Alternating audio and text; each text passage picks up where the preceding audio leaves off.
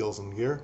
I'm Joe, and before we get started today, if you find our videos enjoyable, if you learn something, or find any value at all, go ahead and hit that like button and go ahead and subscribe. It's a small thing, but it really does help us grow the channel. So today on KSG, we are going to look at some very common things, ferro rods. Now, everybody knows that you can get the really good ones. This one, for example, this is from firesteel.com, and as you can see, it's very well used. It comes with a nice little striker and everything. This is an extremely nice ferro rod. It's also right around $25–30, I believe. It's been a while since I had it, but it lasts a long time. I find it useful because I teach people how to use a ferro rod with this when we're out and about, and it's just a regular carry rod.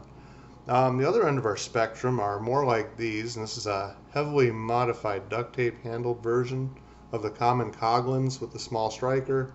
By contrast, this is available for under 10 bucks pretty much anywhere you go. I think the cheapest place is on Amazon, and I'll put that link in below.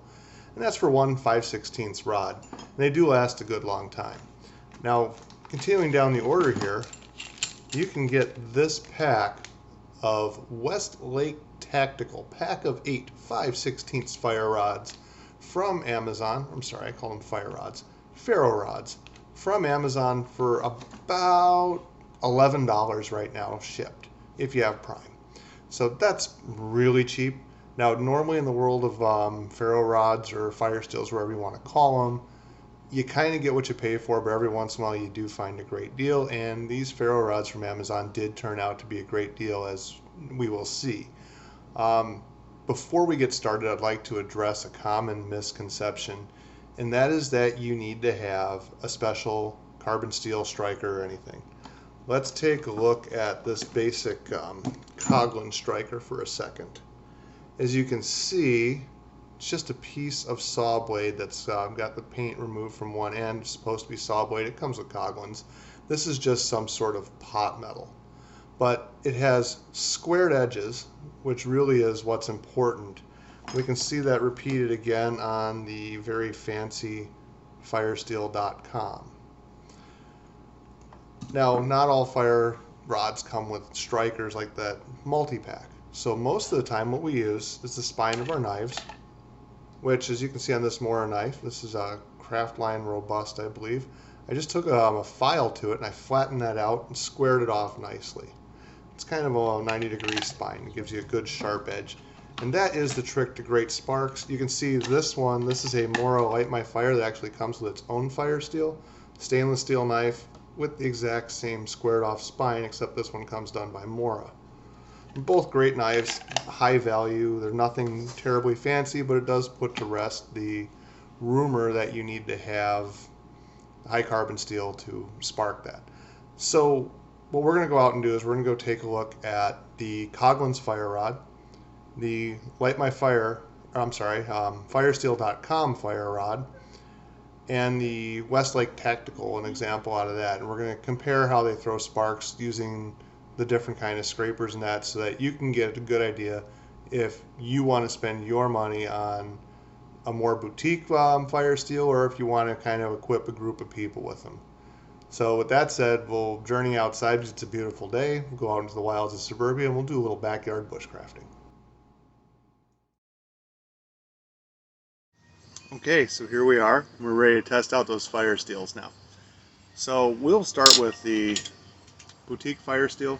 Just proof that it works, and you should all expect this. We have spark. So let's go ahead and do this with our carbon Mora.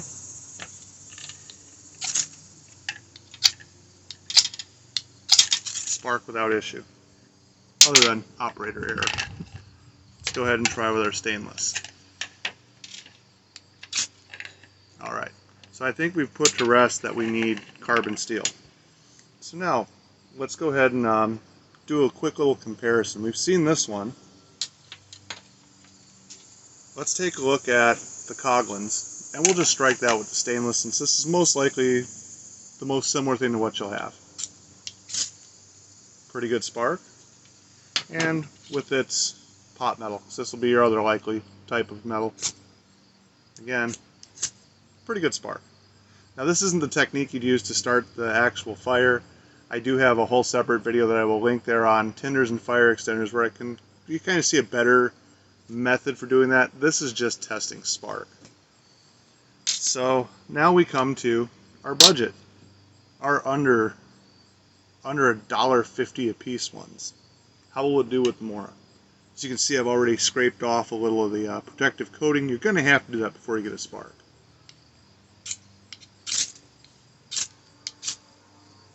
Pretty good sparks. That's something that can be set down really easily. You know, it'll actually catch your tinder pretty nicely. But how will it do with a pot metal scraper? Let's find out. There we go. Pretty good. Just got to get the right angle. Again, it's that square spine that does it. Bonus. How about a rock?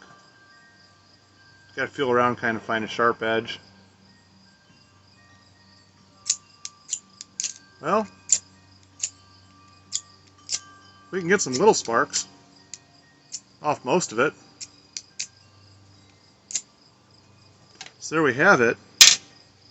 Even a rock. Okay, so there we have it.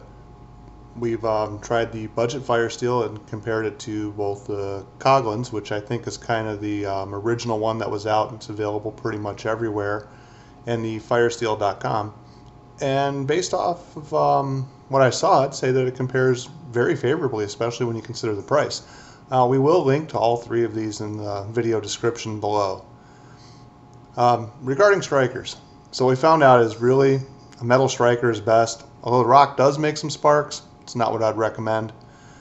The trick to your striker is to have a nice squared off spine. So the inexpensive mesh metal striker with the Coghlan's is fine. The boutique striker that comes from firesteel.com, that's absolutely fine. Squaring off the back of your knife, or even squaring off one of those hardware store metal plates used to tie together two pieces of wood, or a piece of a hacksaw blade, or anything else. It really doesn't matter so long as it's light, something that you have on you, or you can toggle to your fire steel, tie it on there. And just the important part is that it has a good square 90-degree spine on it, so it can scrape off the pieces of that ferro rod or fire steel and get you those good sparks and that you need.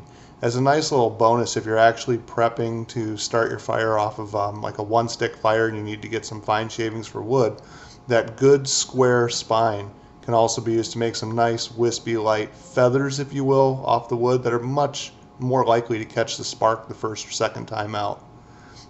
If you haven't tried that before, starting a fire without some sort of pre-made tinder can be frustrating, but it's very doable, and as you get more practice it becomes easier.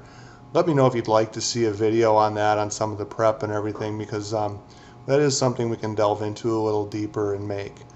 So once again, if you find value in these videos, if they're enjoyable, if you've learned anything, go ahead and hit that like button and subscribe, share them out, and help our little channel here grow.